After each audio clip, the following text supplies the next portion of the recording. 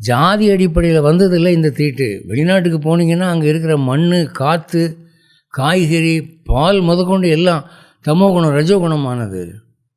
அங்கே போய் நான் வந்து காலிஃப்ளவரும் முட்டைக்கோசம் கேரட்டும் தின்னுவிட்டு தமோ குணத்தையும் ரஜோ குணத்தையும் ஏற்றிக்கிட்டு வந்திருக்கிறீங்க. இங்கே அது ரத்தத்தில் ஓடுது. இப்போ அப்போது இங்கே இருக்கிற சாத்விக குணத்துக்கு அது தீட்டு தானே. இப்படி பார்த்தாங்க.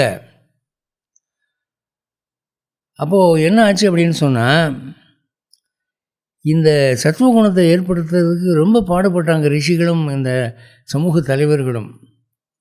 அதுக்கு என்ன பண்ணாங்க, சில பேரை ஒரு குரூப்பாக ஒதுக்கி வச்சாங்க. நீங்கள்லாம் அக்ரஹாரத்தில் இருங்க, நீங்கள் ரஜோ குணமான தமோ குணமான சாப்பாடு சாப்பிடக்கூடாது, மற்றவங்களோட நீங்கள் மிக்ஸ் ஆக வேண்டாம், வெளியூர் பிரயாணம்லாம் உங்களுக்கு தேவையில்லை, நீங்கள் இப்படி தான் ட்ரெஸ் பண்ணிக்கணும் அப்படின்னு ரொம்ப பயங்கரமான விதிமுறைகளை அவங்களுக்கு போட்டாங்க.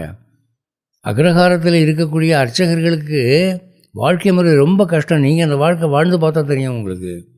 ஏன்டா அர்ச்சகனாக பிறந்தோன்னு இருக்கும். எது எடுத்தாலும் கூடாது கூடாது கூடாது, இது சாப்பிடக்கூடாது அது சாப்பிடக்கூடாது,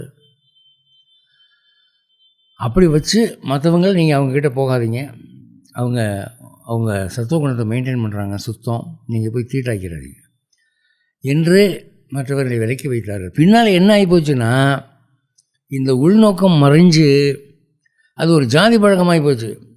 அக்ரஹாரத்து பக்கம் மற்றவன் போகக்கூடாது, பிராமணன் மட்டும்தான் அங்கே இருக்கலாம். அப்போ தீட்டுப்பட்ட பிராமணன் கூட அக்ரஹாரத்துக்கு போவான். அந்த மாதிரி ஆகி போச்சு. பின்னால் அவனை தட்டி கேட்க ஆள் இல்லை. அப்போ என்னாச்சு, அது ஒரு ஜாதி பழக்கமாக பின்னாலே உருவெடுத்தது.